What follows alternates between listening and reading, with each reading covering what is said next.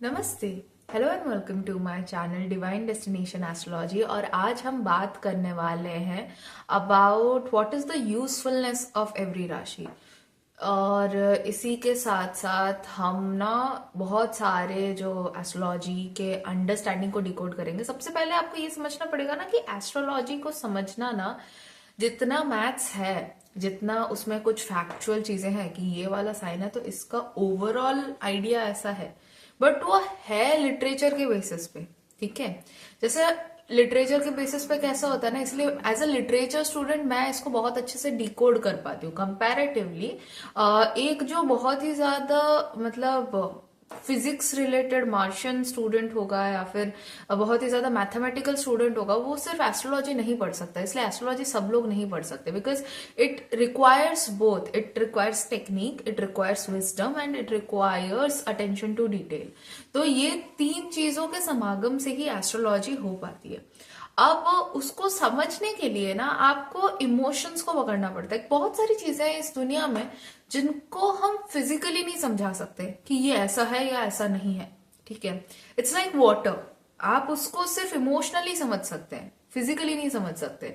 तो अपने बहुत सारे जो, जब एस्ट्रोलॉजी जैसा सब्जेक्ट आप पढ़ रहे हो ना, तो अपना वो जो तर्क वितर्क होता है ना, जैसे मेरे बहुत सारे पहचान वाले हैं जो बहुत तर्क वितर्क करते हैं कि ये ऐसा है तो ये ऐसा क्यों नहीं।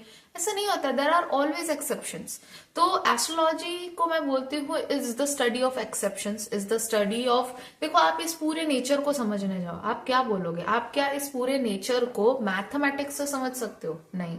आप इस नेचर को अगर साइंस से भी समझने जाओगे ना, तो भी आप बोलोगे इसके बाद भी इसका एक्सेप्शन है, उसके बाद भी उसका एक्सेप्शन है।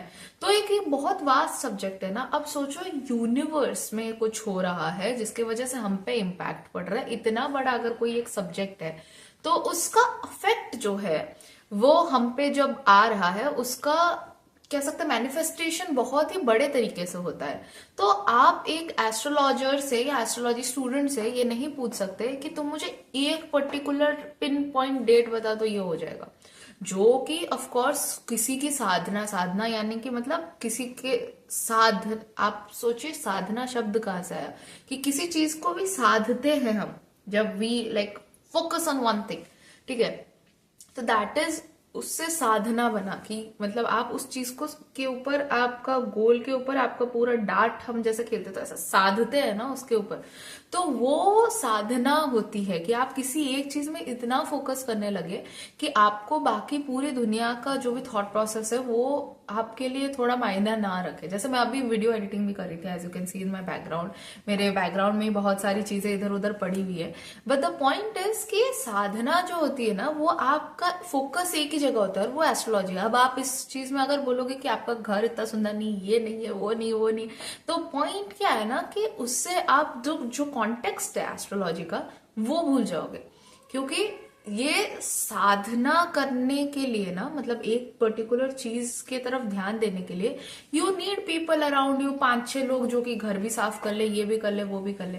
Now me as a human living with family which is a bit dysfunctional, तो उनके साथ बना के रखने में एंड अपने आसपास के लोगों के साथ बना के रखने में एंड एज अ वुमन इस इंडियन सोसाइटी में एग्जिस्ट करने में, it takes a lot of guts also as well as it takes a lot of patience also. तो ये सारी चीजों के साथ I as a human present myself in front of you. तो जब ये सारी चीजें हो रही हैं तो मुझे ये आपको बताना है कि हर एक राशि का यूजफुलनेस क्या है। क्योंकि हो सकता है कि आप मुझसे एज वन पर्सन रिलेट ना कर पाए कि मतलब अच्छा मेरे ऊपर तो ये अप्लाई नहीं होती, तो मैं इस चीज की इंपॉर्टेंस को क्यों समझूं। बट आप देखेंगे कि आपके लाइफ का कोई भी एक पर्टिकुलर पार्ट होगा ना, तो वो कोई एक पर्टिकुलर इंसान ही समझता होगा। फिर आपके लाइफ का कोई और एक पर्टिकुलर पार्ट होगा, वो कोई और ही समझता होगा। ऐसा क्यों होता है? क्योंकि हर एक इंसान की इस पूरी दुनिया में यूजफुलनेस है। हम सिर्फ कह देते हैं कि अच्छा मेरे लिए ये इंपॉर्टेंट नहीं है, मेरे लिए वो इंपॉर्टेंट नहीं है, मुझे ये ज्यादा इंसान अच्छा लगता है, वो इंसान अच्छा लगता है। वो क्यों लगता है? क्योंकि आपके एस्ट्रोलॉजिकल चार्ट और उनके एस्ट्रोलॉजिकल चार्ट में कुछ चीजें हैं जो मिलती है, कुछ प्लैनेट्स है जो एक दूसरे की तरफ अट्रैक्ट होते हैं, जिसकी वजह से आप दो लोग साथ में बहुत समय तक रह पाते हैं, और अगर वो ऐसा नहीं होता है तो आप दो लोग साथ में बहुत समय तक नहीं रह पाते।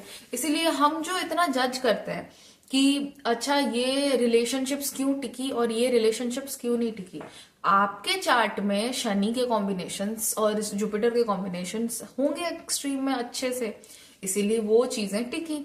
जहां पे जुपिटर और शनि खराब हो जाता है, जो कि लॉन्ग टर्म प्लैनेट्स हैं, वहां पे वो चीज उतनी ज्यादा नहीं टिकती है। तो आप किसी को ये नहीं बोल सकते, जैसे एज एन एस्ट्रोलॉजर मैं किसी को ये नहीं बोल सकती कि अच्छा इसका रिलेशनशिप काम क्यों कर रहा है और उसका क्यों नहीं कर रहा है, क्योंकि वो इंसान हो सकता है बहुत क्विक डिसीजंस लेता हो, और ये वाला इंसान होता है कि बहुत अगर गुस्सा आ भी रहा है तो उसको शांत कर पाता हो। गुस्सा शांत करने के लिए ना जुपिटर सैटर्न जैसे भारी प्लैनेट्स चाहिए। वो आप गुस्सा अपने अंदर का एक छोटे छोटे चीजों में जो आ रहा होता है उसको आप शांत नहीं कर सकते ऐसे ही, ठीक है।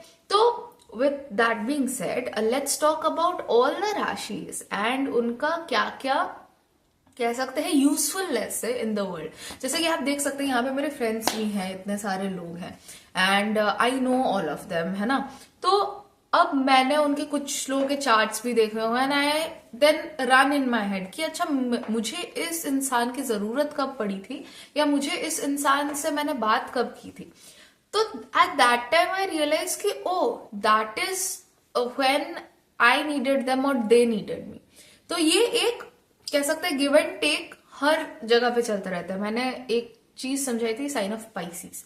तो साइन ऑफ पाइसिस क्या होती है ना कि आप जो देते हैं आपको वो मिलता है। वो क्यों है? क्योंकि हमको सिर्फ लगता है कि हमको लोगों की जरूरत नहीं पड़ेगी, मेरे लिए तो एक या दो लोग ही काफी हैं। पर द पॉइंट इज ना कि जब शनि उस पर्टिकुलर जगह पे जाएगा, जब जुपिटर उस पर्टिकुलर जगह पे जाएगा, तो वो वाला इंसान ही आपकी उस जगह पे मदद कर पाएगा, कोई और नहीं कर पाएगा उसमें। तो you need a lot of people, specifically a mix of certain people to actually be there for you। आप किसी एक को और पिक करके किसी दूसरे को छोड़ नहीं सकते, क्योंकि that is what how a like overall thing is made, ठीक है। with that being said, आपको still थोड़ा okay होना पड़ेगा in not having people around you who like you, क्योंकि आप किसी के लाइफ में अगर दोस्त बनेंगे तो किसी के लाइफ में एनिमी भी बनेंगे, क्योंकि you have to always pick sides, है ना। तो वो चलता रहेगा, बट पॉइंट ये है कि ओवरऑल तरीके से हमको सबके साथ एक कह सकते हैं कि बना के चलना है, बट वो भी कौन कर पाएगा कौन नहीं कर पाएगा उस बारे में बात करेंगे। तो सबसे पहले बात करते हैं एरीज की। अब जिनका एरीज प्रोमिनेंट होता है ना, वो क्या करते हैं, वो फिजिकली जाके खड़े हो पाते हैं किसी के लिए, क्योंकि उनके पास फिजिकल पावर होती है। जिनका टॉरस होता है वो अच्छे से बात कर पाते हैं, वो मतलब वो इस तरीके से ही बात करेंगे कि फैमिली बन जाएगी वहां पे, एक मतलब सब लोग साथ में मिलके रहने के बारे में सोचेंगे। फिर the sign of Gemini is like कि जब आपको कुछ चीजें पता चलने लगे, ठीक है, अपनी लाइफ में, आपके लाइफ में कुछ ऐसी चीजें हो जिनके बारे में आप कुछ सब कुछ ऐसे, जैसे टॉरस क्या है ना, बोल रहे हो आप, क्योंकि सब कुछ ऑलरेडी अच्छा अच्छा है। बट जेमिनी में आते ही क्या होता है ना कि आपके साथ कुछ अच्छा भी हो रहा होता है और कुछ बुरा भी हो रहा होता है, तो आपको कॉन्स्टेंटली पिक एंड चूज करना पड़ता है कि ये बताना है पर ये नहीं बताना है, ये बताना है पर ये नहीं बताना है, ये बताना है पर ये नहीं बताना है। तो that is the sign of Gemini. उसके बाद द साइन ऑफ कैंसर, कि इतना सब बताते हुए कभी कभी ऐसा होता है कुछ बात ऐसी निकल जाती है जो नहीं मीन करता है कोई, कुछ बात ऐसी भी निकल जाती है कि हो जाता है ना। तो उस समय में हम क्या करें? उस समय I think the whole idea is needed of क्या बोलते हैं, overall the idea of Cancer, जो कि इमोशंस की राशि, कि आपको इमोशनल बॉन्डिंग की जरूरत पड़ती है, ठीक है। इमोशंस के बाद आपको कुछ समय बाद आपको समझ आता है कि अच्छा आप इमोशनल हो गए, आप लोगों के साथ इमोशनली कनेक्टेड है। उसके बाद आप सोचते हैं फॉर द साइन ऑफ लियो। अब लियो क्या है ना, अगर राजगद्दी मिलती है ना तो with great power comes great responsibility. तो टू हैव ग्रेट रेस्पॉन्सिबिलिटी, आपको सिर्फ काम है आपका एक जगह बैठना और लोगों के लिए चीजों को सॉल्व करके देना, ठीक है, ना कि एक्चुअली जाके चीजों को सॉल्व करना, क्योंकि उसके लिए आपको वैसे लोग अपने आसपास रखने पड़ेंगे जो आपके लिए वो चीज करके दे, ना कि आपका काम है हर जगह जाके सब चीजें सॉल्व करना। But with that being said, आपको भी हो सकता है अलग अलग जगह पे, देखो एक फेमस इंसान को ही ना हर जगह पे जाके प्रेजेंट होना पड़ता है, और अगर उसका जरूरत हर जगह है तो, क्योंकि लियो है भी फेम की राशि, और अगर आप फेमस नहीं, अगर आप राजगद्दी पे नहीं बैठे तो आपको जरूरत भी नहीं पड़ेगी सबसे जाके मिलने की। तो a person with Leo prominent, उसको जाना है ना, सबसे मिलने जाना, उसको जिसके उसको कॉन्स्टेंटली पिक कन चूज करना है कि इसके पास जाना है या इसके पास नहीं जाना है, ये इवेंट इंपॉर्टेंट है या ये इवेंट इंपॉर्टेंट नहीं है, यहाँ पे जाना सही रहेगा या नहीं जाना सही रहेगा, उसको कॉन्स्टेंटली इस तरीके से पिक एंड चूज करना पड़ेगा। उसके बाद आ जाती है द नेक्स्ट राशि ऑफ, और इसीलिए मैं हमेशा बोलती हूँ कि जैसे मेरे सारे दोस्त है ना, तो सब लोग एक टाइम पे एक साथ इकट्ठे नहीं हो सकते, but I am very okay with that, क्योंकि मुझे पता है इन राशियों का वेरिएशन, कि अच्छा चलो किसकी कौन सी राशि है, इस वजह से ये तो आ सकता है पर ये नहीं आ सकता, तो मैं बहुत चिल रहती हूँ इस वजह से। उसके बाद द नेक्स्ट कम्स द राशि of Virgo. Virgo is the like कि आपने पिक, मतलब आप इवेंट्स में जाना आना तो कर रहे हो, but then you have to like manage fights with everyone. अब सोचो आप किसी इवेंट में गए, किसी के साथ आपका फाइट हो गया, किसी के साथ आपका सुलह हो गया, फिर आपका किसी के साथ फाइट हो गया, फिर किसी के साथ सुलह हो गया, फिर किसी के साथ फाइट हो गया, किसी के साथ सुलह हो गया। तो ये सुलह और लाइक फाइट करते हुए, मतलब चीजों को अटेंशन टू डिटेल में रखते हुए, हर इसके साथ फाइट सुलझ गई बट इसके साथ नहीं सुलझी है, इसके साथ ये सॉल्व हो गया, तो इसीलिए वो बहुत सेंसिटिव राशि है, ठीक है। उसके बाद आज इसीलिए लाइक वर्गो असेंडेंट्स आप देखेंगे कि बहुत ज्यादा सेंसिटिवली, या फिर वर्गो असेंडेंट क्या, वर्गो प्लेसमेंट्स वाले लोग भी बहुत सेंसिटिव होते हैं कि अच्छा ये चीज करनी है पर ये नहीं करनी, ये करना है ये नहीं करना, इस तरीके के थॉट प्रोसेस के लोग होते हैं। उसके बाद आ जा, अब आप सोचिए ना कि इन राशियों की नीड क्यों है। अभी अभी तक मैंने जितने राशियों का नाम बताया कि फिजिकली आपको किसी की जरूरत है, तो then you can ask an Aries person to do that. अगर आपको कहीं पे कुछ बात करनी है तो you will invite an Taurus. Then like आपको अगर किसी से कुछ बात करवाना है but you are not very sure कितना बात करना है कितना नहीं, तो that's when a Gemini comes to play. तो हम लोग जो सोचते हैं ना कि हमारी इस दुनिया में कोई जरूरत नहीं है, हम किसी काम के नहीं है, ऐसा नहीं होता है। आप अगर एक कुंडली के साथ जन्म हुए हैं तो आपका इस दुनिया में कुछ ना कुछ काम है, और आप वो पर्टिकुलर चीज करने के लिए बने हैं। And that's why astrology is such an inclusive kind of study, कि आपको हर एक इंसान की अहमियत का पता होता है। तो जब आपको सबकी अहमियत का पता होता है ना, आपको जरूरत नहीं पड़ती किसी इंसान से फायदा निकलवाने की, किसी इंसान को छोड़ के जाने की, किसी इंसान के साथ बहुत ऐसे जुड़ के रहने की, ठीक है। तो हमने वर्गों की बात की थी। उसके बाद लिब्रा। अब लिब्रा क्या है ना, बैलेंस तरीके से अगर उनको बात करने के लिए बुलाया जाए कि अच्छा ये वाला भी एक सिचुएशन और ये वाला भी एक सिचुएशन, अब तुम बताओ कि इनमें से कौन सी चॉइस करना बेटर रहेगा, इनमें से कौन सी चॉइस करनी सही रहेगी, क्या ये चूज करना सही रहेगा। तो वो बैठ के पूरा चेकलिस्ट बनाएंगे, सोचेंगे अच्छा ये इसमें ये चीजें हैं और इसमें ये चीजें हैं, तो इस हिसाब से ये वाला चीज इस हिसाब से ठीक है। That's what mostly Libras think about, and that's why अगर आपको वैसे सिचुएशन में हो कि what to pick and choose, तो that's when a Libra can help you कि अच्छा ये चूज करिए तो ये सही रहेगा।